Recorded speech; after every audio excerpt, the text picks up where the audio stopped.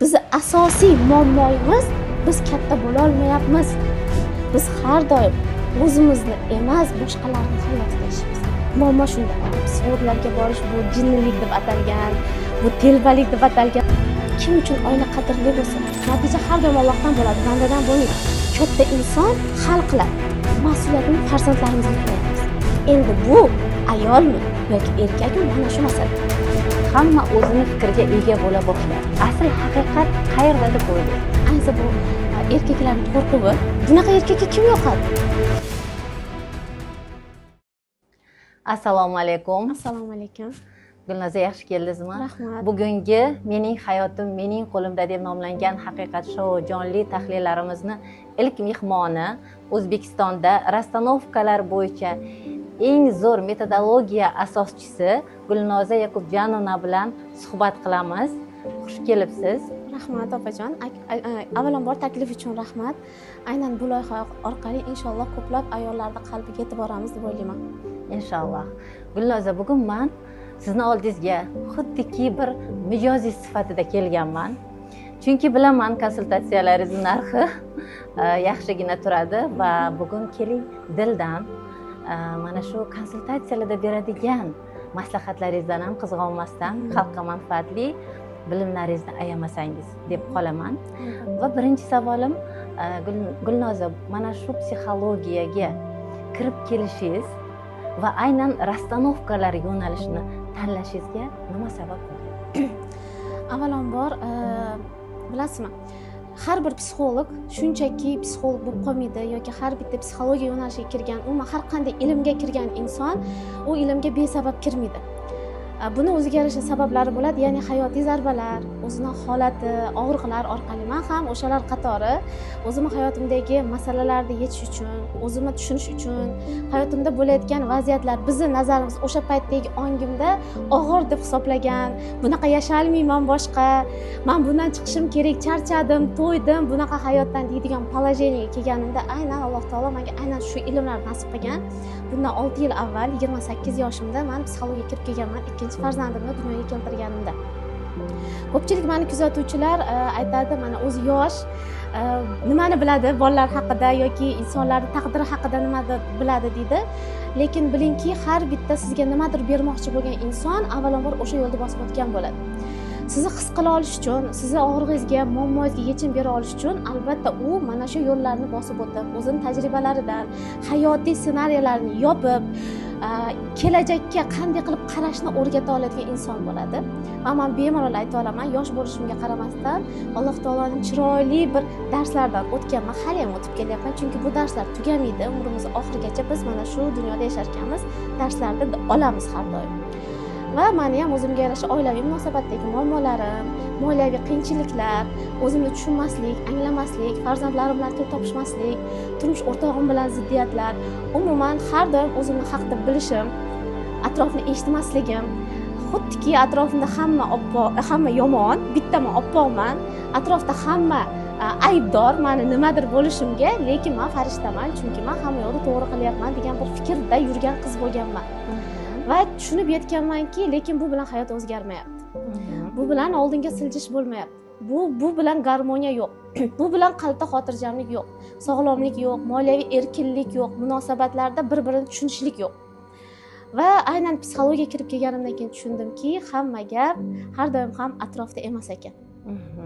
6 yil avval ilk bor psixologiyaga kirib kelganda o'zim bilmagan holatda, men chunki psixologiya yo'nalishida emas, balki ingliz tili sohasida o'qiganman. Birinchi yo'nalishim, bakalavrim bu ingliz tili bo'yicha o'qituvchi bo'lganman. Va biz uchun o'sha davrda ham yoshligimizda ham psixologlarga borish bu jinnilik deb atalgan, bu telbalik deb atalgan savol. Hozirgi kunda ham bor bunaqa fikrlar. Ya'ni psixologga bordingmi, demak senda nimadir ne to. Men shuni aytmoqchimanki, agar bizni kuzatuvchilar ichida shunaqa insonlar bo'lsa, psixologga borish, umuman psixolog degani bu sizni ruhiyatingiz bilan ishlaydigan inson. Siz psixologga boryapsizmi, demak siz o'zingizni tanigani boryapsiz. Psixolog bu sizga oyna tutadigan inson. U sizni hayotingizni o'zgartirmaydi. U sizni hayotingizni bitta botqoqdan olib chiqib qanaqadir bir natijalarga olib kirmaydi. Chunki natija har doim Allohdan bo'ladi, bandadan bo'lmaydi. Shunchaki psixolog sizga haqiqatni ko'rsatadi. Siz ko'ra olmayotgan haqiqatlar ko'rinadi. Albatta bu og'riqli. inson uchun eng qiyin narsa ham shu. Istagan bir sizga tanqidda turgan, istagan bir qarama-qarshilikda turgan insonga qarshi chiqa olasiz gap bilan, harakat bilan, amal bilan, lekin o'zingizga qanday qilib qarshi chiqasiz? Hammadan qochish mumkin, dunyodan yashirinish mumkin, hammaga qarshi chiqish mumkin, lekin o'zingizgachi? O'zingizdan hech qayoqqa qochib qutula olmaysiz. Aynan o'sha qochib qutula olmaydigan nuqta ham aynan psixologiya. Va mana shu psixologiya yo'nalishida men birinchi bor prof kursga kelib qolganman. O'zim bilmagan holatda tushunmaganman, nima bu, qanaqa bu, men hayotimni o'zgartirishga kirganman, mijozlar bilan ishlashga emas, lekin bu ssenariyni men yozmaganman. Buni men xohlamaganman. Buni o'zining egasi bor. Va aynan 6 yil mobaynida men nafaqat o'z ustimda ishladim, balki o'zim bilan parallel ravishda shogirdlar bilan ishladim va har bir shogird sizni muammongizni ko'rsatib beradi, sizni og'riqlaringizni ko'rsatib beradi va ular orqali nafaqat o'zingizga, balki unga ham yechim bera olasiz. Shu kungacha 5000 ga yaqin kurslarimda shogirdlar chiqardim. Alhamdulillah 200 dan ortiq onlayn, offlayn formatdagi kurslar o'tdik. Asl men kitobini yozdim. Ko'plab treninglarda, seminarlarda qatnashdim. O'z ustimda doim ishlab kelaman va yillar davomida juda ham ko'p sohalarda o'qidim. Aynan psixologiya yo'nalishida. Chunki psixologiya bu bitta yo'nalish emas. U ancha tarmoqlardan iborat. Deyarli barcha yo'nalishda o'qib chiqdim deb o'ylayman. Masalan, numerologiya, ezoterika, kodlar bilan ham ishladim, shaxsiyatni ochish, NLP, psixoterapiya bo'yicha ham o'qiganman. Aynan psixosomatika bo'yicha hammasini umumlashtirgan holatda aynan oxirgi yillarda men o'z ustimda ishlab, mana shogirdlardagi natijalarni bir balansirovkaga olib chiqqanimda biz ko'p joyda to'xtalib qolar ekanmizki, biz ishlaymiz, qaysidir ma'noda tashqi ichki holat bilan, lekin ildiz bilan ishlash qolib ketar ekan. Hamma narsani bajarish mumkin ekan, lekin asosiy o'sha bazaviy qayerdan kelyapti muammo. Muammoni doim tashqaridan qidirganim uchun asosan bilan muammomi erda hal qilish, qayna bilan muammo qaynani hal qilish, bola bilan muammo bolalarni hal qilish bilan o'tib ketilar ekan. Lekin shunaqa bo'lyaptiki, ko'p insonlar o'qiyapti, bir marta natija olyapti yoki bir yil natija olyapti, bo'ldi, yana tushyapti avvalgi holatiga. Men buni izlaganimda tushundimki, asosiy muammo ildiz bilan ishlamagani uchun. Ya'ni aynan ildiz bu ajdod. Bu ota-onani ichki holatlari. Aynan rastanovka orqali men tushundimki, juda ham ko'pchilikka ildizini tushunib olsa, keyin u bundan chiqish yo'lini anglab oladi. Va biladiki, o'ziga tegishli bo'lmagan, o'zini hislariga, taqdiriga tegishli bo'lmagan, yechilmagan, anglanmagan darslar aynan rastanovka orqali anglanyapti. Shuning uchun hozircha deyman, bu ham chunki ilm olish davom etadi.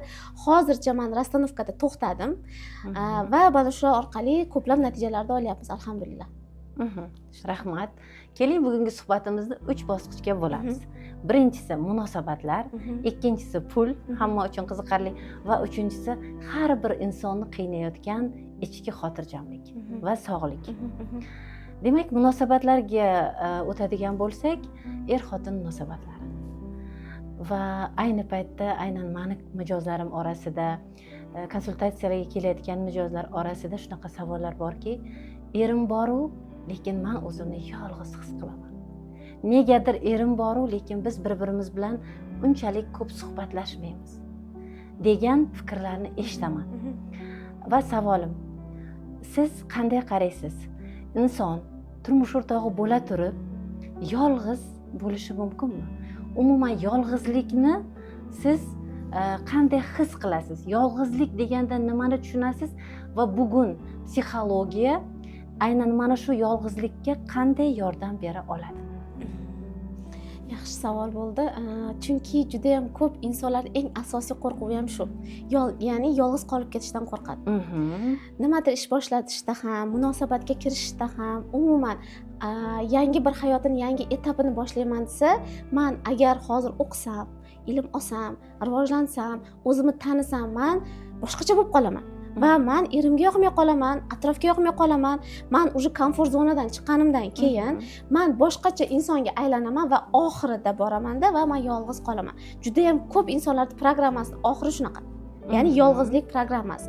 Bu tabiiy. Nimaga desangiz, men buni to'g'risi o'sha ildizigacha borib harakat qildim. Qayerdan kelib chiqqan? Bu sizga balki boshqacha tuyular, chunki aynan men Toshkentda muzeyga borganman. Qachon buni angladim? Muzeyga borganimda Shahidlar maydonida muzey bor, bilasiz. O'sha SSR davrida shahidlarda o'zi muzey bor ekan. Ya'ni urush davridagi o'lgan insonlar, ular taqdirlar haqida. Buni bu savolga nima aloqasi bor deyishingiz mumkin. U o'sha davrdagi zamondagi narsa, bizning zamonimizga nima aloqasi bor? Juda ham aloqasi bor. Siz aytgan aynan shu narsani ildizi o'sha yerga borib taqaladi. Nega? Chunki bu savol hozir paydo bo'ldida, hozirgi insonlarda bor. To'la to'kis hayot bor, yo'q emas. Er bor, yo'q emas. Farzand bor, yo'q emas. Ya'ni atrofida hamma bor. Nimaga u har safar o'zini yolg'iz his qiladi? Ishi bor, puli bor, munosabati bor, sog'lig'i bor, komforti bor. Chunki oldingiga nisbatan bizda hozir komfortroq hayot. Xohlaymizmi, yo'q? Lekin nimaga ayollar yolg'iz his qiladi? Va buni ildizini shuni tushundimki, o'sha davrda agar bilsangiz, erkaklar urushga ketgan. Ayollar yolg'iz yashagan. Lekin o'sha davrgacha, ya'ni to sobiq SSR davri bizni bosib olib, bizni qul qilmagunga qadar ayollar o'zini bunaqa his qilmagan. Aynan o'sha sultonlar davrida ham, amirlik, xonlik davrida ham ayollar 5-10 ta ayoli bo'lsa ham, ular o'zlarini baxtli his qilgan. Bunaqa problemalar masalan u darajada aktual bo'lmaganda, ularda asosiy muammosi faqat farzandni tarbiya qilish bo'lgan. Ayollar o'zini yolg'izlikman degan bir holatda yashamagan. Chunki bu programma shunaqa kelyaptiki, aynan bizdan oldingi yashab o'tgan avlod, ya'ni o'sha SSR davridagi qirilib ketgan erkaklarning hisobiga ayollar nima bo'ldi? Ular mas'uliyatni yelkasiga olishni boshladi. Erkaklarimiz urushga ketdi, erkaklarimiz qirilib ketishdi, ya'ni oilani tashlab ketildi. Oilani qo'rg'oni, oilani boshi, oilani ustini tashlab ketdi oilani. Va ayol hamma mas'uliyatni oldi. Endi qarangki, hozirga kelib ham biz ham shunaqaga aylanib qolyapmiz. O'xshashlikni qarang. Faqat zamon boshqa, jarayon boshqa, lekin hislar bir xil. O'sha paytdagi ayollar o'zini yolg'iz his qilgan. Men boqishim kerak oilamni degan, men qilishim kerak degan. Va hozirgi ayollar ham eri bo'lib turib, sog'lom er yonida ishlaydi, lekin bir ayol men boqishim kerak deydi. Menga yetmayapti. Ruhiy jihatdan albatta avloddan avlodga o'tib kelayotgan albatta bog'liqlik. Chunki o'sha ayolni ham eri bilan munosabati yaxshi bo'lsa ham, o'sha o'zini ta'minotini er qilib qo'ygan bo'lsa ham, nimagadir yetmaydi-da. To'g'ri. Yetmaydi. Nimadir yetmaydi. Mana ijtimoiy hozirgi kunda bu narsani ochiq chiqarish mumkin, chunki ijtimoiy tarmoqlar juda ham aktiv. Internetda misol uchun oson istalgan insonni hayotini olib chiqish. Va mana shu hayotlarda aytilyaptiki, mana hamma yo'q bor ayollar chiroyli holatdagi, lekin baribir olib chiqishyapti. O'zingizdan buning guvohi bo'lasiz. Baribir olishadi. Hamma yo'q joyida. Lekin nimaga? Chunki tagidagi ildizdagi programma shunaqa.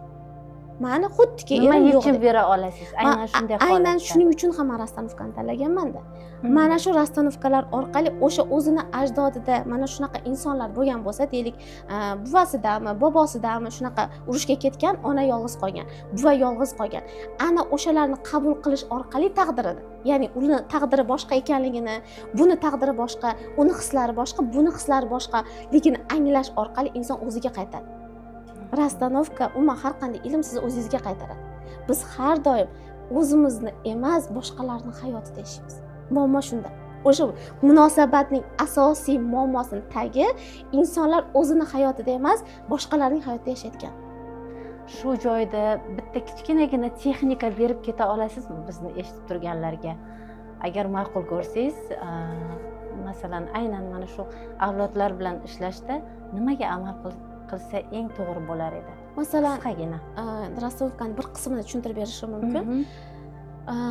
Deylik, o'zini ajdodini bir biladi, hamma bari buvasini biladi, onasini taqdirini biladi. Qaysi birigachadir yetsa, bilsa, agar o'zini shunaqa his qilayotgan ayollar bo'lsa, shunchaki eslab ko'rsin yoki surishtirib ko'rsin, avlodidagi qaysi ayol yolg'iz yashagan. O'z mana yolg'iz his qilyaptimi? Avlodidagi qaysi ayol yolg'iz qolgan? Va ishontirib aytaman sizga, har bitta o'zini yolg'iz his qilayotgan ayolning avlodida xuddi shunday ajdod bor. Tushunarli. Ruhiyatida. Va mana shu ayolni olib keladi, ya'ni his qiladi, topadi o'sha insonni kim ekanligini. Ha, men bildim, shunaqa. anglash keladi-ku, biz anglashib beramiz-ku darslar orqali. Albatta. Xuddi shuni anglab, ha, demak bu men emasman. Meni erim urushda emas, meni erim o'lib ketmagan yonimda. Ya'ni u o'zini erini ko'ra olish uchun ana shu hisdan uzilish kerak. Eri bo'lib turib his qilmayaptimi? Chunki u emas, u o'zida emas. Aynan ajdodini tan olish orqali, ha, men seni tushunaman. Demak, seni ering ketgan ekan. Ya'ni sizni eringiz o'sha urushga ketgan yoki o'lgan nimadir bo'lgan, siz yolg'iz his qilgansiz. Bu hislar sizga tegishli, menga emas. Men o'zimga tegishliman. Sizdan o'zimni, siz boshqasiz, men boshqaman. Как бы bilamiz-ku, biz meditatsiya orqali qilish mumkin, yoki yozish orqali qilish mumkin. Metodlari juda ham ko'p. Yozish orqali, masalan, bu jon, men sizni tan olaman, taqdiringizni qabul qilaman boricha, lekin sizning taqdiringiz boshqa, mening taqdirim boshqa. Sizni taqdiringiz o'zingizga, men o'zimni taqdirimni o'zimga olaman degan holatda hech bo'lmaganda shunchaki 10 daqiqasini ajratib bajarsa, mana shu praktikani o'zini anchagina yengillik bo'ladi inshaalloh va albatta bemalol natijalar bilan bo'lishsa bo'ladi. Zo'r, juda ham zo'r.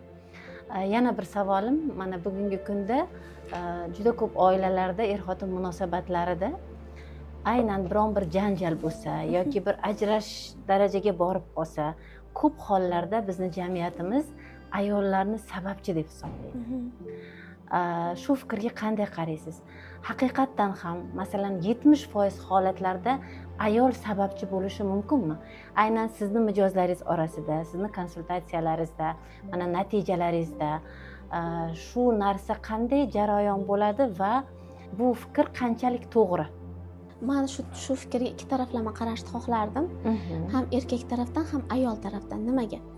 Erkaklar uchun ayol aybdor, ayollar uchun erkaklar aybdor. Ya'ni bu narsa ustozlarimiz tarafdan ham aytilganki, hech qachon qaror qabul qilinayotgan, mana sudda ham, oddiy bir qonunchilikni olsangiz ham yoki qanaqadir muhokama, qozilik qilsangiz ham hech qachon bir tarafni eshitmang degan. Nimaga? Haqiqiy masala ikki taraf eshitilganda chiqadi. Agar qaysidir jamiyat, qaysidir insonlar, qaysidir bir fikr bir tarafni aybdor deb hisoblayaptimi, demak biz o'zimizdan qidirishimiz kerak. Biz nimaga ikkinchi tarafni eshitmayapmiz? Nimaga biz ikkala tarafni eshitib xulosa qila olmayapmiz? Buning uchun nimaga o'sha ayollar aybdor deydigan taraf 70% deyapsiz-ku, bular erkaklar tarafdan aytilgan fikrlar. Ayollar tarafdan emas. Lekin ayollar tarafiga o'tib qarasangiz, ular erkaklarni aybdor qiladi. Ayollarni eshitsangiz, erkaklar mas'uliyatsiz bo'lib ketgan. Erkaklar oilani bilmay qo'ygan, erkaklar ko'p xotinlikni xohlab qolgan, erkaklar unga chidamaydi, bunga chidamaydi. Xo'p, sen haqsan, erkaklar shunaqa bo'lib ketgan. Endi ayollar, erkaklar tarafga qarang. Erkaklar nima aytadi? Ayollar o'zini bilmay qolgan, erkinlikka chiqqisi kelib ketgan, meni hurmat qilmay qolgan, bunga oila kerak emas, meni hurmat qilmaydi, aytganimni qilmaydi. Men hamma yo'g'ini qilib beraman, men xohlagandek ayol bo'lish kerak, mening idealimdek ayol bo'lish kerak degan talablar. Shuning uchun bu savol absurd savol hisoblanadi. Nimaga? Hech qachon bir taraf aybdor bo'lmaydi. Hech qachon bunaqa bo'lishi mumkin emas. Chunki qarsak har doim qo'ldan chiqadi. Endi oilani parchalanishi yuzasidan qaraydigan bo'lsak, qachon oila parchalanadi va bunga kim sababchi? Kim oilani buzgisi kelsa, kim oiladan voz kechgisi kelsa, o'sha taraf sababchi. Kim oilani mas'uliyatini ko'targisi kelmayapti, oilani saqlab qolishga emas, uni buzishga harakat qilyapti, demak, o'sha inson sababchi va aynan ana shu inson nima deydi, vaziyatni qo'liga olish kerak. Men bundan voz kechmoqchimanmi? Nimaga? Ertaga men bunga turib bera olaman voz kechayotganim uchun. Men bunga javob bera olamanmi? Men bundan voz kechyapman va men hech kimni aybdor qilmasdan mana shu vaziyatdan chiqib bera olamanmi? Buning uchun inson katta bo'lishi kerak. Bu gapim balki meni eshitayotgan insonlarga boshqacha eshitilar, katta bo'lish haqida. Biologik yosh nechida bo'lishidan qat'iy nazar, xoh u 30 yosh bo'lsin, xoh 50 yosh bo'lsin, lekin insonning ongi yosh bola pozitsiyasida qolar ekan, ular baribir bunaqa mayda-chuda ishlarda bo'ladi. Ajrashish, aralashish, qayni aralashuvi, er aralashdi, er unga ruxsat bermaydi, xotin unaqa qiladi. Bular hamma yosh bolalar o'ynaydigan o'yinlar. Katta inson hal qiladi. U gap didi demaydi. Bizi asosiy muammoimiz, biz katta bo'la olmayapmiz. Biz kattalikni eplay olmayapmizda va mana shu katta bo'lishni og'irini, mas'uliyatini farzandlarimizga yuklayapmiz. Chunki buni ko'rib kelayotgan farzandlar erta katta bo'lib qolyapti. Qarang hozirgi yoshlarni, hozirgi bolalarni ko'rsangiz, kattalardan aqllida. Shunaqa fikr yuritishadi, nimaga? Ular bolaligini yashagani yo'q. Ular boladek bo'lib yurgani yo'q. Sababi nimaga? Chunki kattalar katta bo'lmagani uchun kattalarning o'rniga bolalar o'ziga yelkasiga olyapti mas'uliyatni. Kechirasan dada aya, senlar oddiy gaplasha olmaysan, sen tezda yarashaman deysan, urushaman, ajrashaman deysan, demak men katta bo'lishim kerak. Ana shu jamiyatdagi rollarning almashinuvi ko'plab oilalarning ziddiyatlariga sabab bo'lyapti. Endi aytishingiz mumkin, bunaqa vaziyatda nima qilish kerak? Eng og'riqli narsa ham shu. Haqiqatda eng qiyini shuda, haqiqat tan olish. Hozir meni xoh erkak eshitsin, xoh ayol eshitsin, men aytaman. Qaysi biringiz oila buzmoqchi bo'lsa, demak siz sababchi. Narigi taraf emas. Endi nima qilish kerak? Eng qiyini ham mana shu joyda kim uchun oila qadrli bo'lsa, kim uchun munosabatlar qadrli bo'lsa, kim uchun o'zini fikri, o'zini muhabbati, eng birinchi o'rinda yaratuvchiga bo'lgan muhabbat kimda kuchli bo'lsa, ya'ni haqiqiy ma'noda o'zini kim tanlamoqchi bo'lsa, ana shu inson harakat qiladi. Ana shu inson o'zini o'zgartiradi va natijada o'zini o'zgartirgan insonning atrofida hamma narsa o'zgaradi. Endi bu ayolmi yoki erkakmi, mana shu masala. Qaysi biri donoroq bo'lsa, ana shu rol qiladi. Shu o'rinda bitta savol kelib qoldi. Mana bugungi kunda psixologiya rivojlangani sayin hamma o'zini fikriga ega bo'la boshladi. Ya'ni bilim oldi, mana shu bilimni egalladi va nima to'g'riligini qisman bilib oldi. Va psixologiyada ham shunday fikrlar borki, har bir kishining fikrini hurmat qilamiz, har bir insonning o'z haqiqati bor degan fikrda to'xtalib qolinyapti. Endi savol, har bir inson, masalan, oilani olaylik, turmush o'rtasida er ham o'zimni bilganim to'g'ri deb davom etaversa, ayol ham o'zimni bilganim to'g'ri deb davom etsa, yoki jamiyatda ham insonlar mana psixologiyani o'rgandi, ozgina o'rgandi-yu, hali siz aytgandek chuqur ildiziga kirmadi, yaxshi tushuna olmadi, lekin shu holatda men o'zimni hurmat qilaman, meni shaxsiy qarorim bor, shaxsiy fikrim bor, shu bo'yicha yashayman desa, bu qanchalik haqiqat yoki asl haqiqat qayerda deb o'ylaysiz? Masalan, dinimiz bilan bog'laydigan bo'lsak, misol uchun bugungi kunda bu tomoni ham bor. Masalan, ko'pchilik insonlar psixologiyani din bilan bog'lagan holda ham tushuntiryapti, tushunyapti, har xil qarama-qarshi fikrlar paydo bo'lyapti. Bunga qanday qaraysiz? Men bu savolni ikki qismga bo'lgan bo'lardim. U o'zi juda katta savol bo'ldi. Dinga bog'liqligi deb biroz keyin tushuntiraman, chunki bu juda ham chuqur masala, haqiqatdan ham bu og'riqli tema. Birinchi holatiga o'taman, ya'ni haqiqatdan ham ko'pchilik insonlar, ayniqsa bu erkaklarning qo'rquvi, aynan menga ko'p keladigan ayollar aytadiki, meni erim xohlamaydi ilm olishimni, o'zi ustida ishlashni, psixolog desa tepazorchi tikka bo'ladi. Nimaga? Chunki psixologga borsang, sen buzilib ketasan. Sen o'zingdan ketib qolasan. O'zingni tanib, hattoki shunaqa bo'ladi, turmush o'rtoqlar ham murojaat qilishadi-da, ya'ni chiqishadi. Mana ayolimni o'zini fikriga ega bo'lish menga nimaga keragi bor? Oilasiga qarab o'tirsa bo'ldi, menga bolalaringga qarasa bo'ldi. Lekin tagiga borsangiz, o'sha erkak kimni qidiradi? Bunaqa erkakka kim yoqadi? Ko'chaga chiqadi, aynan o'ziga qaragan, o'zini yaxshi ko'rgan, o'zini qadr-qimmatini bilgan, o'zini shaxsiy fikriga ega bo'lgan ayollar yoqadi unga. Hozirgi kunda nimaga xiyonatlar ko'payib ketdi? Nimaga qo'shxotinliklar ko'payib ketdi? Nimaga ayollar xiyonatdan, har ikkita ayolning bittasi xiyonat deb yig'lab kelyapti? Sabab shunda. Erkaklarimiz o'zi xohlamaydi ayolini shunaqa bo'lishini, lekin shunaqa ayollarga talpinadi. Sabab nimada deb o'ylasangiz, o'sha balkida men unaqa deya olmayman, chunki hamma mutaxassis o'zini nomi bilan mutaxassis. Har bitta inson o'zi darajasida ilm bera oladi. O'zi bera olgani qadar bera oladi. Faqat o'sha aytganingizdek ko'p insonlarning tushunchasi boshqacha bo'lib qolyapti. Masalan, deylik biz qaysidir bir gapni gapirsak, 10 ta odam eshitsa, 10 ta odamning 5 tasi boshqacha narsani tushunadi, 5 tasi boshqa narsa. Va to mana bu 5 taga o'zingizni haqiqatingizni isbotlagungacha qolgan 5 tasi keladi, sizni ayblaydi. Sen bunga shunaqa deding. Demak, muammo sizni nima deyotganingizda emas, uni qanaqa qabul qilinayotganida. Samatsenko masalasi bor. Haqiqatdan ham hozir aktual psixologlarning eng birinchi shogirdlariga, unga keladigan mijozlariga aytadigan gapi shu. Mana shunaqa degan bu. Ya'ni Samatsenko, o'zingni qadringga yet, o'zingni yaxshi ko'r, o'zingni fikring bo'lsin. Lekin bu gapning ichidagi gapda uni orqasidagi narsa bor. Ko'pchilik ana shuni o'zini oladi-da, ya'ni o'zini o'rvinda, o'zini darajasida tushungacha, ha, demak, men Samatsenko baland bo'lish kerak ekan, demak, erim bir tiyin qilishim kerak ekan. Demak, qaynamni ham hech kim eshitmayman, faqat men turgim kelsa turaman, uxlagim kelsa uxlayman, qayerdir borgim kelsa borib. Yo'q, Samatsenko bu emas. Ya'ni ilm orqali siz tushunish orqali nimani tushunasiz? Kibr va samotsenka ikki xil narsa. Ya'ni egoni shakllanishi. Siz aytayotgan narsa bu ego. Insonda egosi oshib ketadi, samotsenkasi emas. Insonlar aynan samotsenka bilan kibrni o'rtasidagi oltin o'rtalikni tushunmaganligi uchun ham nazarida, ya'ni erlarning nazarida, atrofdagi insonlarning nazarida kibrli bo'lib ketgan, egoga kirib ketgan. Albatta shunaqa, men bunga haq beraman. Birinchi o'rinda samotsenka nimaligini bilib olish kerak.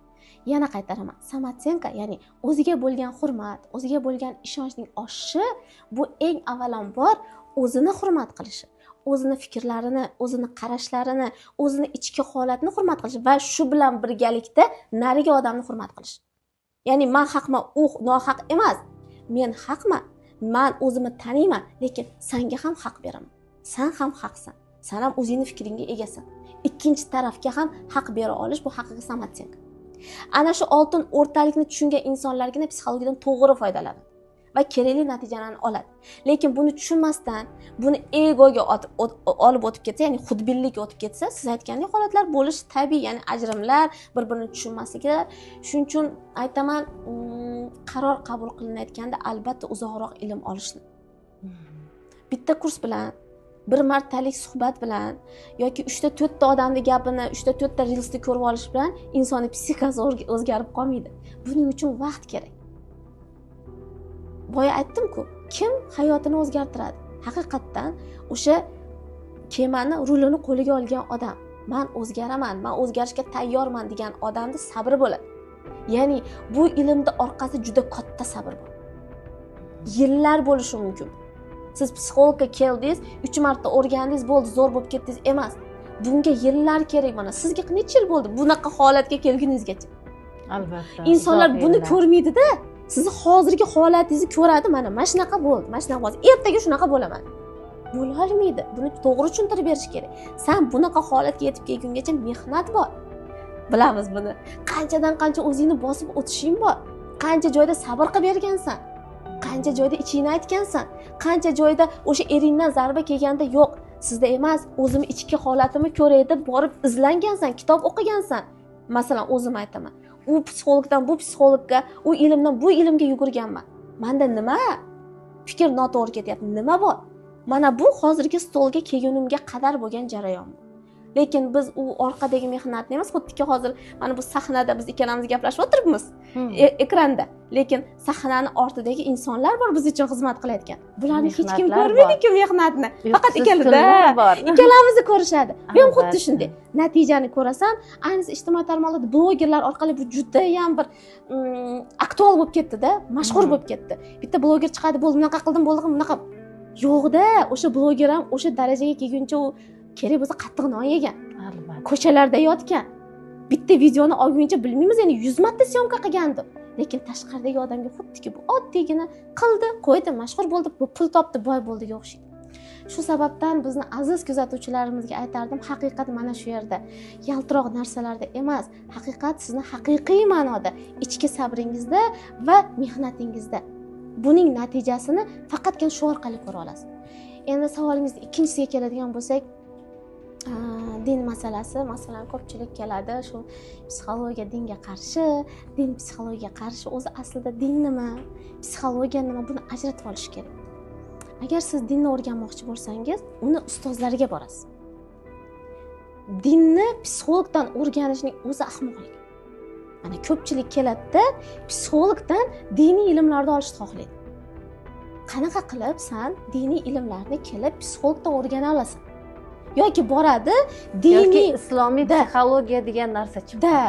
Men buni to'g'risi uncha islomiy psixologiya nima degani? Endi o'zi nomi bilan psixologiya deb turibdi.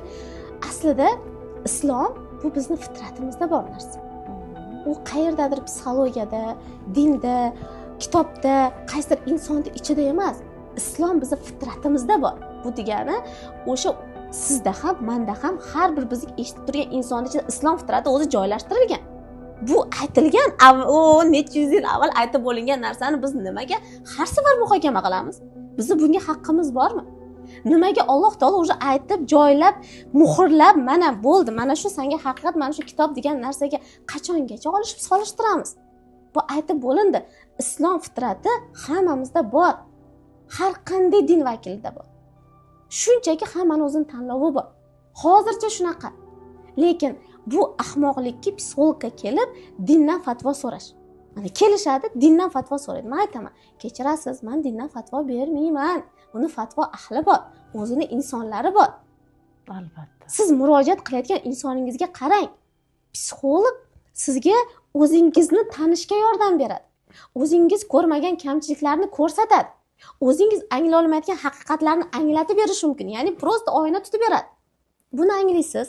Chunki mana dinda Alloh deydigan bo'lsak, mana yaratuvchi hamma shunaqa deb o'ylaydi, men unaqa deb o'ylamayman. Ya'ni Alloh faqat dindan iborat emas, Alloh har birimiz ichida. O'sha jon tomiringdan ham yaqinman deganda, men har bitta bandamni qalbidaman deb turgan yaratgan zot qanaqa qilib u qayerdadir bo'lishi mumkin, nimadadir bo'lishi mumkin, nimadan qidirishimiz o'zimizda bo'lgan narsani. Nimaga ha deb buni absurdizatsiya qilishimiz kerak. Bu ikkalasi ikki xil yo'nalish, ikki xil soha. Bu islomning o'ziga yarasha qonun qoidalari bor va buni o'zini mutaxassislari o'rgatadi. Psixologiyani o'zini yo'nalishlari bor, qonun qoidalari bor, etaplari bor, buni o'zini mutaxassislari o'rgatadi. Va bu qanaqa qilib bir-birini inkor qiladigan yo'nalish bo'lishi mumkin. Ikkalasi bitta narsa. Sen xohla u yo'nalish orqali o'zingni top, xohla bu yo'nalish orqali o'zingni top. Lekin o'zingni topishing kimni topishing? Jaloliddin Rumiy hazratlarining bir gapi bor. Ya'ni Allohni anglamoqchi bo'lsang, avval o'zingni angla degan. Ikkalasi ham bitta narsa. O'zingni anglaysan, o'zingni topasan, o'zing bilan tanishasan va o'sha sen xohlayotgan yaratuvchini his qilishni boshlaysan. Shuning uchun aytardimki, ikkalasini bir-biriga aralashtirmanglar. O'zini yo'nalishiga qo'yib beringlar. Bir-biriga daxli yo'q narsalarning fatvosini bir-birlaridan so'ramanglar. O'zini egasi bor. Va ko'p narsalarda shunaqa narsalar ham bor. Sizga ham ko'p kelgan bo'lsa kerak. Mana bu amal shirk amal emasmi?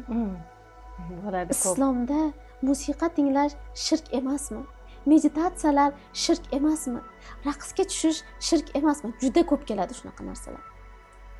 Avvalambor siz unga nima deb qarashingizga bog'liq. O'sha men bandamning gumondadiriman deganda aynan shuni nazarda tutgandir Alloh. Ya'ni siz shirk deb atasangiz, yeb turgan taomimizda ham shirk bor. Ko'cha-ko'yda yurganimizda ham shirk bor. Agar biz buni shu tarafdan qarasak. Lekin siz bunga mana musiqa orqali men deylik bir marta raqsga tushdim. Men kayfiyatimni ko'tardim.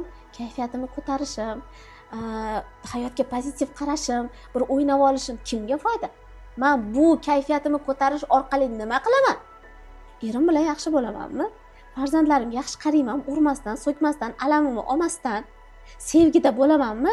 Ishlarimga ulguraman, ibodatimga ulguraman yoki o'sha o'zimga kerakli ma'lumotlarni olaman, keraksiz ma'lumotlarni chiqarib tashlaymanmi? Endi sizga bu foyda keltirayotgan bo'lsa, buni nima uchun, ya'ni dinga olib borib tiqishimiz kerak? Inson o'zi uchun foydali bo'ladigan ishlarni qilish kerak. Albatta. Ana shuni tagida mana shu narsalar bor. Endi buning uchun ancha, menimcha bu savolni o'ziga biz bir yana boshqa podkast olishimiz kerak. Juda ham hozir menga ham bitta anaqa anglash yana bir bor mustahkamlandi. Hozir aytdingizki, nima bo'lganda ham inson eng birinchi qiladigan ishi anglash dedingiz. Men ham falsafiy kitoblarni juda ko'p o'qiyman-da. Falsafa o'zi donolik degani bilasiz. Va falsafa Falesdan boshlanadi degan edi Sitseronda. U ham faylasuf va o'sha Falesni bitta suhbati bor, dialogi bor. Bir shogirdi bilan suhbat bo'lgan va suhbatda shogird savol bergan. Ustoz, dunyoda eng yaxshi narsa nima? Javob beryapti. Eng qo'rqinchli narsa nima? Eng kuchli narsa nima? Eng kuchsiz narsa nima? Va hammasiga javob berdi va yana bitta savol berdi. Eng qiyin narsa nima? Eng qiyin narsa nima deganda Fales javob berdiki, bu insonni o'zini o'zi anglashi. Albatta. Haqiqatdan ham agar inson o'zini o'zi tezroq anglaganda edi, bu oson bo'lganda edi. Menimcha hamma bitta kursdan, bitta darsdan anglash olgan bo'lar edi. Demak, donolar qiroli bu fikrni aytib ketgan ekan. Siz aytganingizdek, ikkita kitob o'qib yoki 3 ta darsga qatnashib biz birdaniga dono bo'lib qolmaymiz. Demak, biz eng avvalo mana shu o'zimizni anglashimiz uchun siz aytgandek juda ko'p mehnat va to'g'ri mehnatlar qilishni o'rganishimiz Shunday. kerak. Endi farzandlar haqida ozgina gaplashsak, mana shu munosabatlarni, er-xotin munosabatlarini farzandlar tarbiyasiga ta'siri va farzand tarbiyasida biz eng amal qilishimiz kerak bo'lgan bitta ikkita tavsiyalar bera olasizmi? Mana shu psixologik tavsiyalar. Bu aynan farzandlar tarbiyasi umuman mendan ko'p so'rashadida, masalan oila a'zolarim ham top psixologiyaga kirganimda aytishgan, shu ingliz tilini yig'ishtirib, chunki 5 yil o'qiganman, 5 yil kirolmasdan 4 yil kontraktda o'qiganman, shunchaki bu yo'nalishga o'tib ketdim. Bu albatta ota-onam uchun shokoviy состояние bo'lganda, qanday qilib qizimiz birdaniga shunaqa yo'nalishga o'tib ketadi degan. Ya'ni nima demoqchiman, nima uchun so'raydi, mana shogirdlarim ham so'raydi, Gulnoz nimaga o'qirasan? To'ymadingmi, zerikmadingmi, o'qirib bo'ldi, endi o'rganib oldi, endi pulda g'amlab darsingni o'tib bemalol sayohatlarda yursang bo'lmaydimi? Yo'q. Men shuni ayta olaman, farzand degani bu muhabbat degani. U ota uchun ham, ona uchun ham birinchi o'rinda. Bu Allohning ne'mati ekan, bizga berilgan farzand birinchi o'rinda nima uchun? Biz muhabbat qo'ya olishimiz uchun. Ya'ni biz muhabbat qo'yishni o'rganishimiz uchun keladi ular. Va har bir ota-onaning asosiy vazifasi ham shu, ya'ni mana shu muhabbatni qanday qilib katta qilish va qanday qilib o'sha joyga yetkazish, ya'ni ular ham davomli ravishda o'zlarining farzandlariga yetkazib berish. Ota-onalar uchun eng birinchi aytadigan gapim, biz faqat farzandlarimizga namuna bo'la olamiz, ularga o'qituvchi emas. Biz ularga qancha o'rgatganimiz sari, qancha gapirganimiz sari, ular hech qachon bizni eshitishmaydi. Ular faqat biz ko'rsatgan, biz his qilayotgan narsalarni o'zlarida o'tkazishadi. Shuning uchun men juda ham shu iborani yaxshi ko'raman. Har bitta baxtli onaning, o'zidan to'laqonli qoniqqan, hayotdan zavq olayotgan onaning farzandi ham aynan shu hisni his qiladi. Lekin ona shunchaki majburlikdan yashayotgan bo'lsa, bolalarim uchun, kim uchundir yashayapman, men bunaqa bo'lmaganda yashamagan bo'lardim, bolalar bo'lmaganda men ajrashgan bo'lardim deydigan ichki holatdagi xotirjamsizlik, o'ziga bo'lgan, atrofga bo'lgan og'riqlar bilan yashaydigan bo'lsa, bu farzandning bolalari xoh uni moddiy ta'minlang, xoh uni istalgan bir buyuk o'qishlarga olib kiring, baribir bu bola ichkari bolachasida baxtsiz va yolg'iz bo'lib qoladi. Shuning uchun biz ota-onalarga ota-ona bo'lish baxti berilgan ekan, biz faqat ularga holatimiznikini o'rgata olamiz. Rahmat. Gulnoza, tomoshabinlarimizga yanada qiziqarliroq bo'lish uchun, balki sizni kimdir bugun birinchi marta ko'rib turgandir. O'shalar uchun siz haqingizda batafsil ma'lumotga ega bo'lishlari uchun men shaxsiy savollar tayyorlab qo'yganman. Bu blitz savollar deyiladi va bunga siz tez-tez javob berishingiz kerak. Tayyormisiz? Xo'p, bo'ladi, tayyorman. Demak, birinchi savol. Eng ko'p eshitadigan muammo nimadan iborat? Xiyonat. O'zingni sev degani aslida nimani anglatadi? O'zingga boringcha qaray olishing. Siz ham psixologga borganmisiz? Doim boraman. Ruhiy sog'liq muhimmi yoki jismoniy sog'liqmi? Jismoniy sog'lom bo'lish uchun ruhiy sog'lom bo'lish kerak eng avvalambor. Toksik inson deganda kimni tushunasiz? Sizni bor energiya va quvvatingizni so'raydigan inson. Birinchi sevgi haqida nima deysiz? Shunchaki romantik afsonami yoki real ruhiy iz? Buni qanaqa sevganga bog'liq, qanday sevgan bo'lsangiz, u sizda shunday iz qoldiradi. Stressdan chiqish uchun 10 soniyalik eng samarali maslahat. Nafas. Ota-onalar farzandlarida eng ko'p qanday xatoni takrorlaydi? Ota-onalar farzandlarida eng ko'p farzandlari uchun demoqchisizda. Ota-onalar eng avvalambor farzand tarbiyasida desak ham bo'ladi. O'zlarini bor kamchiliklarini, holatlarini farzandlariga ko'rsatib qo'yishadi. Meni 3 so'z bilan tahlil qilib ko'ring. Sizni. Tarbiyali, ilmli, to'xtamas. Rahmat. Ideal odam bormi? Yo'q. Ruhiy charchoqni tanada qanday sezsa bo'ladi? Tana har doim belgi beradi, kasalliklar orqali. Sizni nima g'azablantiradi? Yolg'on. Biror odatni o'zgartirish uchun necha kun kerak? Eng kami 40 kun. Munosabatlardagi eng keng tarqalgan muammo? Bir-birini tushunmaslik va eshitmaslik. Psixologga boradiganlar telba degan stereotipga nima deysiz? Tan olaman, biz telbamiz. Hamma bilishi kerak bo'lgan bitta psixologik haqiqat. Dunyo sandan boshlanadi. Siz hayotingizda biror narsadan pushaymonmisiz? Ha, Nimada? bu ilmlarni avvalroq o'rganmaganimda. Agar inson faqat bitta hisni saqlab qola olsa, qaysi biri bo'lishi kerak? O'zi bilan rostgo'y bo'lishi. Psixolog bo'lmagan bo'lsangiz, kim bo'lgan bo'lar edingiz? Advokat. Rahmat. Endi hayotiy va kinoyali savollar. G'ururingiz necha yoshgacha bokira bo'lgan? G'urur. Turmushga chiqqunimgacha. Haqiqiy do'stlik qancha vaqt yashaydi deb o'ylaysiz? Yashamaydi, haqiqiy do'stlik yo'q. Nima uchun biz ba'zida eng yaqin odamga eng ko'p gapirmaymiz? Chunki ularni juda ham qattiq sevamiz. O'zini sevish deganda o'zingizga necha oylik halol bo'lasiz? 90%. Hayotdagi eng katta yutug'ingiz nima? Pul, sevgi yoki vaqt? Vaqt. Nega aynan? Chunki aynan pul va sevgini har doim topish mumkin, lekin vaqtni topib bo'lmaydi. Yo'qotilgan vaqtni. Nega ba'zan eng kuchli odamlar ko'z yoshlarini yashirishga urinadi? Aslida juda ham ojiz bo'lishgani uchun. Ojizliklarini ko'rsatmaslik uchun. Rahmat. Gulnoza, keling endi pul mavzusiga o'tamiz. Sizda ham, menda ham mijozlar shunchalik ko'pki, pul mavzusida trening qilsam, eng ko'p qatnashganlar aynan shu mavzuga aloqador muammolari bo'ladi. Va psixologiyada aynan pul kanali degan gap bor, pulga ochilish degan gaplar bor yoki pul bu ota bilan bog'liq degan fikrlar bor. Siz uchun aynan pul mavzusida eng muhim bo'lgan texnika deymizmi, tavsiya deymizmi, shu mavzuga sizni fikrlaringiz men uchun qiziq. Pul mavzusida eng avvalambor bitta narsani haqiqat shu bo'lgandan keyin haqiqat tan olishni xohlardim. Ya'ni ko'pchilik pul muhim emas, pulga hamma narsani bog'lash kerak emas, hamma narsani pulga o'lchash kerak emas deydi-ku, lekin haqiqatan tan olaylik, bu dunyoda hech narsa tekin emas.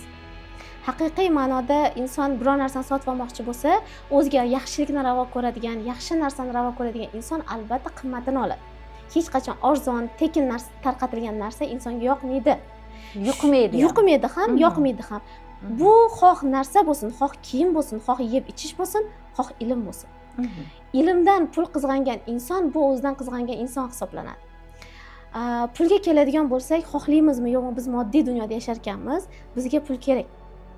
Pul bizni o'zimizdan chiqib ketishimiz uchun, o'zimizni yo'qotib qo'yishimiz uchun, boshqalarga kibr qilishimiz uchun, o'zimizni yoki hammadan ustun deb bilishimiz uchun emas, aynan pulni yaxshi bir yo'nalishga sarflashimiz uchun, o'zimiz uchun komfort yarata olishimiz uchun, o'zimizga yaxshi yashashga, chiroyli ilm olishga, farzandlarimizni erkin ulg'ayishiga yordam bo'lish uchun. Faqat shunaqa narsa borki, pulga nisbatan savodxonlik yo'q bizda. Pulga bo'lgan mehr, ehtiyoj bor, hammada bor. U xoh ilmlisi bo'lsin, xoh ilmsizi bo'lsin. Xoh har qanday yo'nalish, xoh ayol, xoh erkak bo'lsin, har birimiz pulga muhtojmiz. Faqatgina bizda pulga nisbatan savodxonlik yetishmaydi. Ya'ni kimdir pul deganda pulni yoki o'ta yuqori darajaga chiqarib yuboradi, ya'ni hamma narsani pulga taqab yuboradi yoki kimdir pulni umuman pastga tushirib yuboradi. Ya'ni uning qadrini, uni holatini tushirib yuboradi va ikkala holatda ham pulda muammolar chiqadi. Aynan o'sha oltin o'rtalikni topa olish uchun ham pulni o'ziga yarasha ilmlari va qoidalari bor. Pulni yaxshi ko'rish kerak, hurmat qilish kerak, lekin bu o'zingiz uchun bo'lishi kerak. Va buni faqat yaxshilik tarafga bura olishingiz kerak. Chunki bu o'sha bizdan oldingi o'tgan buyuk insonlarda taqdirida ham ko'rsak, yoki payg'ambarlarimiz deymizmi, ilmli insonlar deymizmi, ularning tavsiyalarida hech qachon boy bo'lma degan tafakkur yo'q. Boy bo'lishing kerak emas degan narsa yo'q. Boy bo'l, faqatgina uni to'g'ri yo'nalishga sarflay olsang. Puling bo'lishi mumkin, lekin sen uni shunchaki keraksizga ham sarflashing mumkin. Ana o'shaning uchun ham ilm, aynan pulni savodxonligini oshirish uchun ilm kerak. Birinchi o'rinda haqiqatan hozirgi kunda pulga webinar ochsangiz odam ko'p, lekin o'zingni tani deb webinar ochsangiz odam kam. Va shuncha aytaman, lutshi pulga deb odam to'plab olasan, pulga deb o'zingni tanishtirasan, lekin baribir darslar pul haqida bo'lmaydi. baribir o'zing haqingda bo'ladi. Chunki qachonki sanda yetarli darajada miqdorda pul bo'ladi, san pulga ehtiyojlaringni qachon yopasan, qachonki baribir o'zingni anglaganingda, baribir o'zingni tushunganingda, o'zingni qadrini, o'zingga bo'lgan qadrni, hurmatni tushunganingda va bu dunyoga nimaga kelganingni anglaganingda, san uchun pulning ahamiyati o'zingni darajangdan ancha pastroqda bo'ladi. San puldan darajangni ko'tardingmi, pul senga xizmatga o'tadi. Lekin sen pulni o'zingdan yuqoriga ko'tarding, sen pul uchun xizmat qilishni boshlaysan. Tanlov esa har kimning o'zida. Meni ham bitta hikoya juda ham hayratlantirganda, buyuk bobokalonimiz Amir Temur yoshligida uni dadasi 1000 dinor berib, o'ziga erkinlik bergan. O'g'lim, mana shu pulni oda, borib nima istasang shuni olib kel deb yuborgan.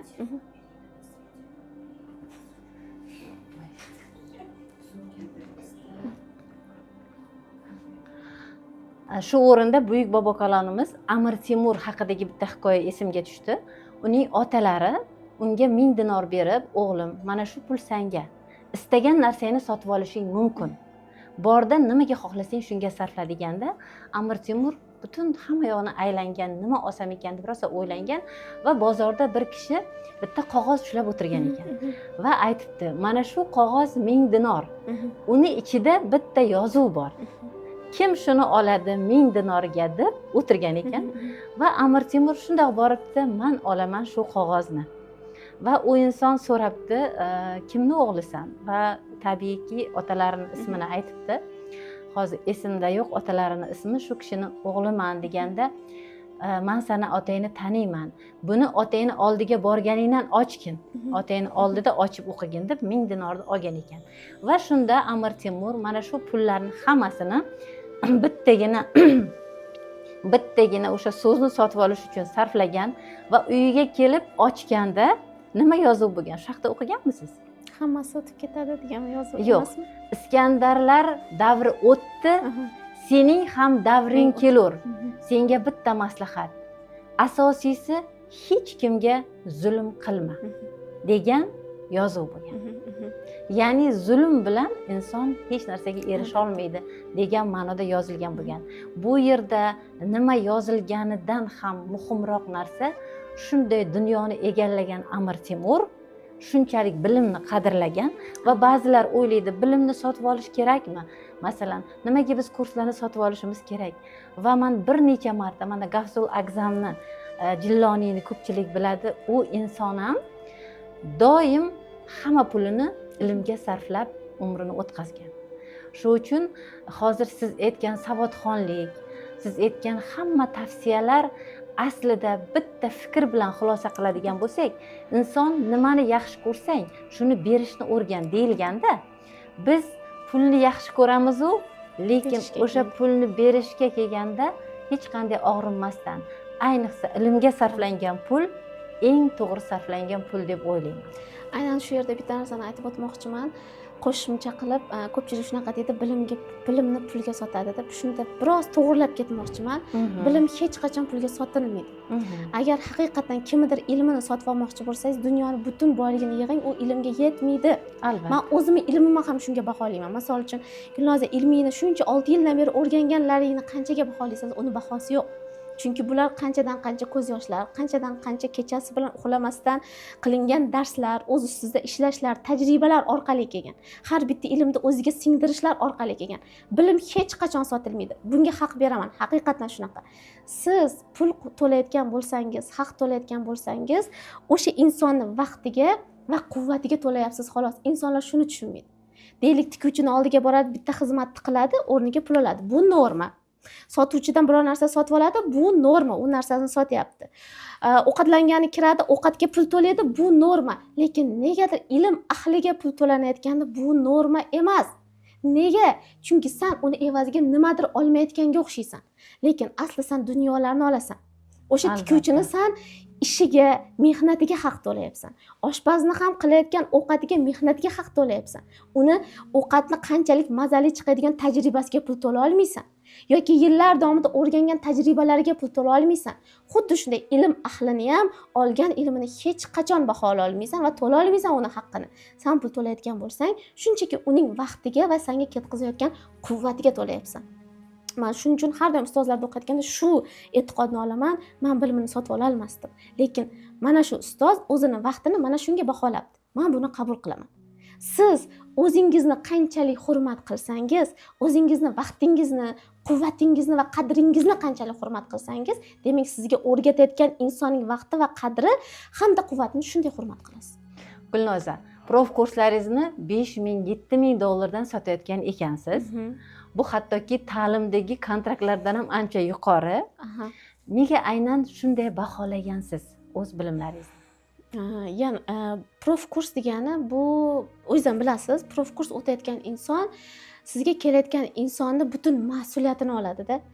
Prof kurs degani siz o'sha insonga bir umrlik ustozsiz degani. U 4 oylik kurs emas yoki 4 oylik qanaqadir bilimni o'rgatish emas.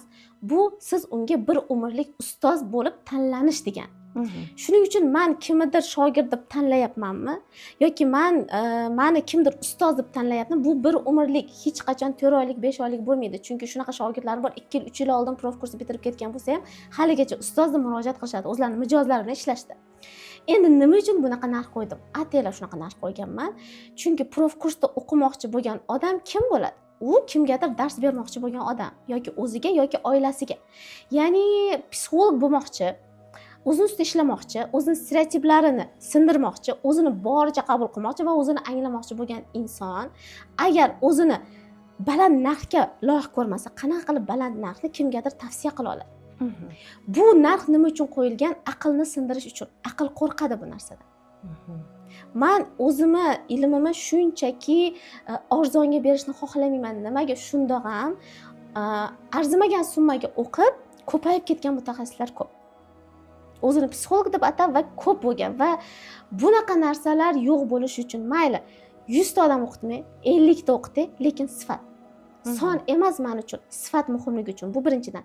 Ikkinchidan aynan aqlni, qoidalarni boya aytganimdek, ilmga sarflashni o'rgatish uchun.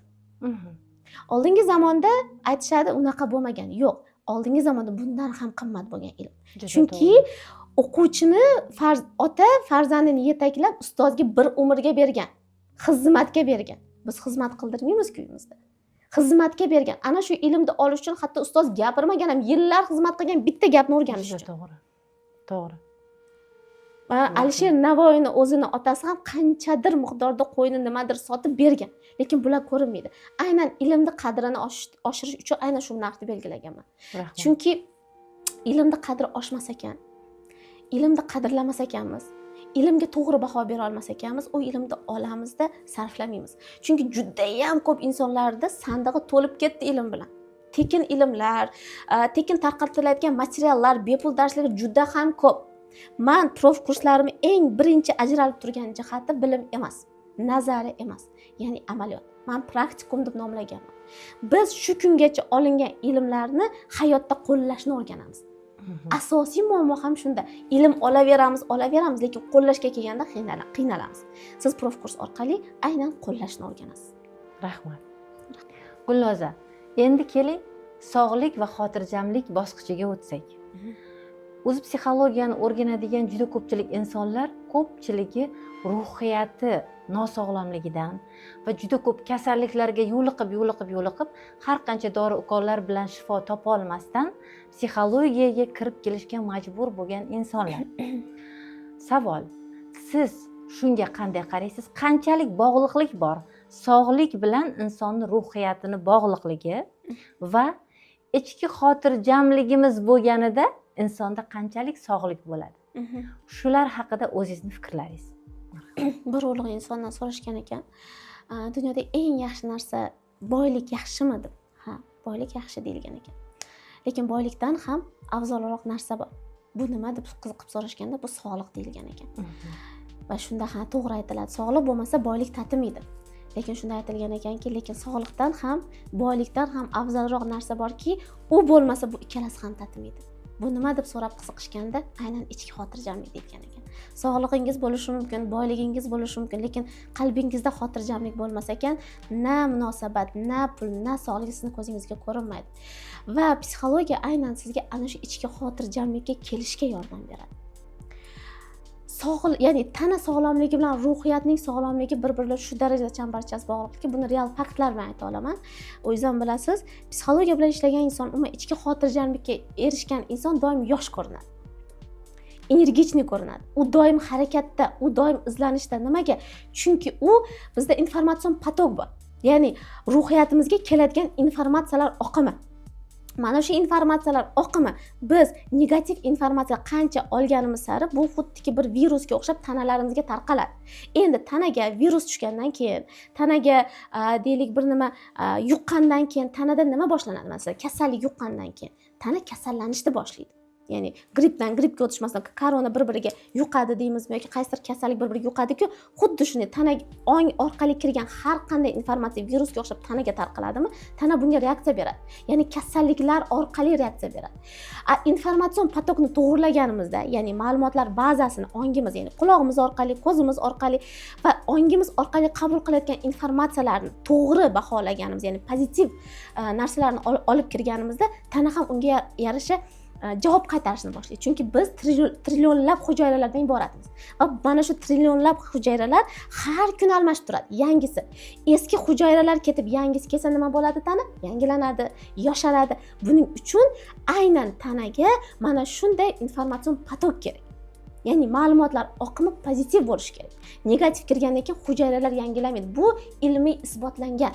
Hattoki o'sha yapon ta'limotida yaponlik bir olim tadqiqot o'tkazgan, ya'ni gullarni oldiga har xil musiqalar qo'yib qo'ygan. Bitta gulni oldiga so'kingan gaplarni qo'yib qo'ygan, bitta gulni oldiga hech narsa qo'ymagan, bittasini oldiga deylik o'sha diniy gaplar, diniy masalan Qur'on ovozi yoki buddistlarning qanaqadir mantralarni qo'yib qo'ygan va bittasiga chiroyli so'zlar, ya'ni maqtov so'zlari. Va buni ko'rgan vaqt o'tib qaralganida negativ so'zlar bilan eshitilgan gul va indamay hech narsa qo'yilmagan gul qurib qolgan. Aynan pozitiv, yaxshi bir so'zlar bilan maqtalgan gul o'sib chiqqan. Biz ham o'suvchi mavjudotmiz. Ya'ni biz bitta joyda qotib qolmaymiz-da. Biz o'samiz, biz rivojlanamiz. Shunday ekan, bizga ham mana shunday quvvat kerak, mana shunday ozuqa kerak. Bu ozuqa bo'lmagandan keyin tanamiz avtomatik tarzda kasallanishni boshlaydi. Bugun juda ham bir ma'lumotlar ko'p, ma'lumotlar asrida yashayapmiz. Lekin men bitta narsaga amin bo'lganman, dunyoni ma'lumotlar boshqaradi-da. Mana bugun ham biz qanday bu yerga yig'ildik ma'lumotlar orqali.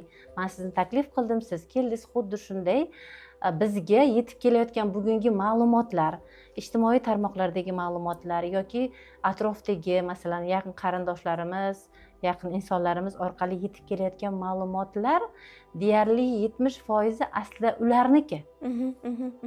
Lekin ular bizga shunchalik ta'sir qiladiki, hattoki bizga yetib kelgan, misol uchun pul haqida oladigan bo'lsak, puli ko'p odam qamalib qolishi mumkin, puli ko'p odam masalan yomon yo'lga kirib ketishi mumkin degan fikr aslida meniki ham bo'lmasligi mumkin, sizniki ham bo'lmasligi mumkin va bugun yashayotgan hech qaysi farzandlarimizniki emas. U qachonlardir kimdir bir kishi qamalib qolgan, shu pulga berilib yana nimadir bo'lgan, lekin o'sha ma'lumot shunchalik dunyo bo'yicha tarqalganki va bugun minglab, millionlab insonlarning miyasini zaharlab keladi. Va aynan miyamizdagi ba'zi bir ustanovkalar ham aslida dunyo bo'ylab tarqalayotgan ma'lumotlarning natijasi aslida. Shunday. Siz mana shu dunyo bo'ylab tarqalayotgan ma'lumotlarga qanday qaraysiz va biz bularning orasidan aynan qaysilarini tanlab olishimiz kerak va qanday qilib tanlab olishimiz kerak? Agar birorta texnika bersangiz, bugun bizni tinglab turuvchilar yoki tomoshabinlarimiz juda ham xursand bo'lardi.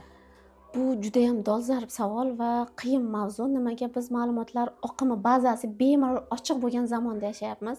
Biroz qo'rqinchli ham. Nega? Farzandlarimizdan xotira olamiz. Internetga kirsangiz, ular filtrsiz qabul qiladida. Farzandlar ma'lumotni to'g'ri noto'g'riga ajratmaydi, negativ pozitivga ajratmaydi. Ayniqsa informatsion ma'lumotlar bor-ku, kimdirni o'ldiribdi, kimdirga qanaqadir zarar yetkazibdi. Bunday ma'lumotlarni o'zi ham, ya'ni man o'ylayman, men informatsiya o'qiyapman, men shunchaki axborot tinglayapman deganda o'zida ana shu ma'lumot sizga aynan shunaqa toksik bo'lib kiradi miyaga va bu avtomatik tarzda hayotga tortilib keladi. Bundan himoyalanish juda qiyin opa. Masalan, men osmoniy gaplarni gapirmoqchi emasman, haqiqatdan ham qiyin. Buni bitta bolangizni bitta joyga tiqib, yo'q, faqat mana shuni ko'rasan deya olmaysiz, chunki u qaysi reels qayerdan chiqayotganini bilmaysiz. Qaysi odam nimani tarqatayotganini bilmaysiz. Bunga mana masalan ham davlatimiz kurashyapti, butun dunyo kurashyapti-da. Aynan mana ijtimoiy tarmoqlarni yopib qo'yishyapti, kerak bo'lsa, kerak emas narsa, lekin qiyin masala. Demak, masala qiyinmi? Globalmi masala? Demak, biz qo'limizdan kelganini qila olamiz. Ya'ni har bitta inson agar o'zini oilasida islohotni boshlasa. Chunki jamiyat, dunyo kichik oilalardan iborat. Mana shu oila shaxslardan iborat. Agar doim aytaman, agar oilada bitta bo'lsa inson o'z ustida ishlab, rivojlanib, ilm olsa, bu zanjir qonunni o'z bilasiz, tashqariga ta'sir qilishni boshlaydi. Agar biz shunchaki o'zimizni oilamizdan boshlasak, dunyoga chiqmasdan turib, uni hayotiga, u qo'shnini hayoti, qarindoshni hayoti, u bunaqa qilyapti ekan, unaqa qilyapti ekan emas, balki to'xta, men o'zimga qaraychi, men oilamda nima gap? Men o'zimni oilamga kirib chiqayotgan ma'lumotlarni bir ko'raychi, o'zim nimalarni ko'raman har kuni, qanaqa informatsiyalarga ulanganman. Mana shularni tadqiq qilsa ham, agar har bitta inson oilasida bitta bo'lsa ham shunday inson bo'lsa, bunaqa oilalar qancha ko'p bo'lsa, biz bunga qarshi kurasha olamiz. Aynan mana shunday podkastlar, mana shunday ilm majlislari, mana shunday kurslar har bitta oilaga mana shuni o'rgatadi. Masalan, men o'zim shogirdlarimga birinchi beradigan vazifam shu. Hozirgi meni eshitayotganlarga qanchalik kibringizga yoqmasin, qanchalik nafsingizga yoqmasin, shuni tavsiya qila olardimki, har qanday sizni ma'lumot, ya'ni informatsion potok dunyoda nima bo'lyapti? Ishingiz bo'lmasin. Siz ishingiz bo'lsa ham, bo'lmasa ham dunyoda o'sha ish bo'ladi. Siz buni to'xtata olmaysiz. Dunyoda urush bo'layotgan bo'lsa, buni bizga aloqasi yo'q. Baribir urushga yordam bera olmaganimizdan keyin. Kimdirni o'ldirib yuborgan bo'lsa, borib o'shanga yordam bera olmayapsiz. Buni muhokama qilib internetda vaqtingizni zoya ketkazishni foydasi yo'q. Siz ana o'shani o'zingizda isloh qiling. O'zingizdan o'chiring. Chunki talab qancha bo'lsa, ya'ni taklif qancha bo'lsa, talab shuncha bo'ladi. Siz nimani ko'rishingizga qarab u narsalar ko'payaveradi prosmotr. Nimani ko'p ko'rsangiz, u narsa ko'payib boraveradi. Shuncha aytaman, muammo uni qo'yayotgan insonlarda emas, uni ko'rayotgan insonlar. Pult bizning qo'limizda. Telefon bizning qo'limizda. Biz tanlaymiz, nimani ko'rishni biz tanlaymiz. Va bugun har bitta inson o'ziga savol bersin. Men 24 soat nimani ko'ryapman, nimani eshityapman? Chunki biz ongli mavjudotmiz. Biz o'rgata olmaymiz har bitta insonga, sen bunaqa qilgan, sen bunaqa qilgan, qiyin bu masala. Faqat bitta masala bor, siz haqiqatdan ham o'zingiz ko'rayotgan ma'lumotni, o'zingiz qabul qilayotgan ma'lumotda kelajakda farzandlaringiz yashashini xohlaysizmi? Xohlamasangiz, bugun o'zingiz ana shulardan voz keching. Va buni ko'rgan farzandlaringiz ham sizdan voz kechadi. Farzandlaringiz kitob o'qishni xohlaysizmi? Marhamat, siz o'zingiz kitob o'qing. Farzandlaringiz emas. Siz farzandlaringiz ilmli, dono, boy bo'lishni xohlaysizmi? Siz ko'rsatib qo'ying qanaqa boy bo'lish kerakligini, qanaqa ilmli bo'lish kerakligini siz ko'rsatib qo'ying. Ulardan talab qilishdan oldin. Shuning uchun bu rolni qo'lga olgan holda, mening hayotim mening qo'limda degan holda. Va yana bitta qo'shimcha qilaman. Men bitta fikr aytaman. To'g'ri, biz har qancha harakat qilamiz. Men to'g'ri yo'ldaman. Menga negativ gapirmanglar deymiz, lekin yonimizdagi inson har kuni nimanidir topib kelishi mumkin. Har kuni qanaqadir negativda kelishi mumkin. Va agar oilangizda shunday insonlar bo'lsa, bitta texnika berib o'tib ketaman. Siz ular tomonga o'tib ketib qolmang. Eng asosiy narsa, siz o'sha negativ gapirayotgan tomonga o'tib ketib qolmang. O'zingizni yo'lingizda imkon darajasida kuch toping va faqat mana shu ijobiylikda to'xtamasdan oxirigacha ketishga harakat qiling. Shunda men texnika deganingizni esimga tushdi. Hozirgina mana men qo'limda har doim mana shu rezinkani olib yuraman. 6 yildan beri bu rezinka yomon bo'lib ketishi mumkin, sinaqa yirtilib ketishi mumkin. Men yana yangi rezinka taqdim. Bu kichkina texnika, lekin samarali texnika hisoblanadi. Xohlaymizmi, yo'qmi, bir kunda bizga 645 marta o'sha shaytoniy fikrlar, shunaqa programmalar keladi. Ming ilm oling, ming o'qing, baribir bundan himoyalanish qiyin. Shuning uchun shunchaki qo'lingizga bir rezinkani taqib olishingiz mumkin. Har safar ana shunday fikrlar kelganda yoki shunaqa narsani ko'rgingiz kelganda, yoki seriallar ko'rgingiz keladimi yoki yomon narsalarni o'qigingiz keladi, eshitgingiz keladimi, ana shunda mana shu rezinkani bitta tortsangiz, tana ta'sir qiladi-yu, biz og'riqqacha olmaymiz. Biz o'zimizga ozor bermaslik uchun shu darajada harakat qilamiz va onga mana shu narsa ta'sir qilishni boshlaganida u avtomatik keyingi safar og'riq olmaslik uchun ko'rmaydi o'sha narsani. Buni albatta qo'llab ko'ring va hech qachon mana bu rezinkani qo'lingizdan olmasangiz, ishoning, eng kamigina bir kun ichida negativ fikrlaringiz qanchalik pozitivga o'zgarganini o'zingiz guvohi bo'lasiz inshaalloh. Sog'lik va xotirjamlikka oid ikkita tavsiya bering xalqqa, bizni ko'rib turganlarga. Sog'lik uchun eng birinchi o'rinda o'sha boshida aytganimdek informatsion potokka e'tibor berish, ya'ni kelayotgan informatsiyalarga va zararli ovqatlardan voz kechish. Ras tanamizni sog'lom qilmoqchimizmi, nafsimizni jilovlashni o'rganish. Bizga nafsimizga yoqayotgan o'sha tez pishar ovqatlar, gazli ichimliklar baribir foydasiz, baribir zararli. Buni qachonki tushunib yetganimizda ular ham ishlab chiqarishdan to'xtaydi. Sog'lom ovqatni tanlash, ya'ni sog'liqni rivojlantirish uchun samotsenkani oshirish kerak. Nimaga? O'zini yaxshi ko'rgan odam, samotsenkasi baland odam o'zini zararli ovqatlar bilan zararlantirmaydi. Zararli ma'lumotlar bilan miyasini zaharlamaydi. Chunki u o'ziga yaxshisini ravo ko'radi-da, yaxshisini qidiradi. Nima yaxshiligini hammamiz yaxshi bilamiz. Nima foydaligini o'rgatish shart emas. Har bitta o'quvchi biladi, bu internetda to'lib yotibdi. Nima foyda, nima zarar. Mana shuni shunchaki hayotingizga olib kirishingiz. Ichki xotirjamlik uchun nima deya olaman? Eng birinchi tavsiyam, qachon inson ichki xotirjam bo'ladi, qachonki o'tmishni qo'yib yuborib, kelajakka xavotir ko'zi bilan boqmasdan, illyuziya yaratmasdan, nimadirlarni o'ylab topmasdan, hozir va shu yerda yashashni o'rganganida u xotirjamroq bo'ladi. Juda ham zo'r.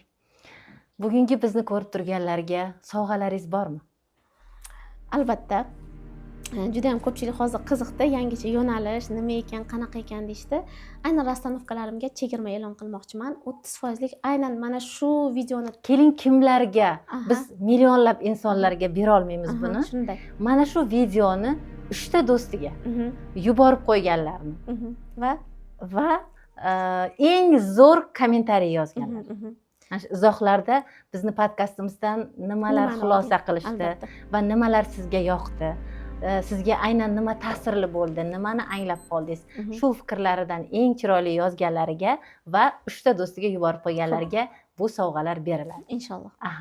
Demak, rastanovkalaringizga 30% chegirma. Yana bormi bironta savol? Yana men kitob sovg'a qilmoqchiman. Lekin bu sir. Har bir shunday qoldirgan insonga o'zimni yoqtirgan kitoblarimdan va men ko'p safarda yuraman.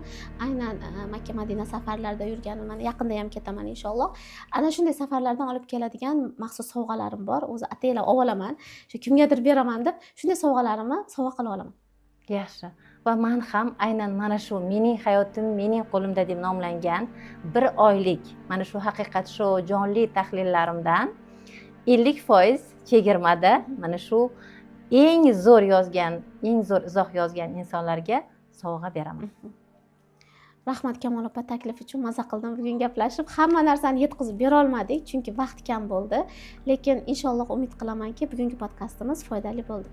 Bugungi suhbatimizdan xulosalaringiz. O'zingiz uchun bugun nimalar o'yladingiz? Qanday bo'ldi? Nimalar siz uchun ta'sirli bo'ldi suhbatimiz jarayonida? Men har doim shunga harakat qilamanki, tayyorlamasdan kelishga. O'ziga ham aytdim, menga aytdingiz, savollarga tayyorlab olaylik dedik, yo'q dedim. Chunki tayyorlanmaganingizda siz haqiqiy ma'noda o'zingiz bilan bog'langan bo'lasizda. Va men har safar dars o'tayotganimda birinchi o'rinda auditoriya uchun emas, o'zim uchun dars o'taman va bugungi suhbatdan birinchi o'rinda o'zim uchun dars oldim.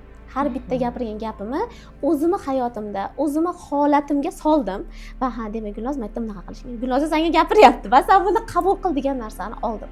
Va xohlardimki, birinchi o'rinda insonlar gapirayotganda o'zimga gapiryapman deb o'ylasin. Va hozirgi gaplarim ham birinchi o'rinda o'zim uchun. Aziz kuzatuvchilar, bugungi podkastimiz sizga yoqdi deb umid qilaman va orangizda psixolog va ekspertlar bo'lsa, keyingi soni mehmoni bo'lishni istasangiz, pastdagi telefon raqamiga murojaat qiling va keyingi dasturimiz mehmoniga aylaning.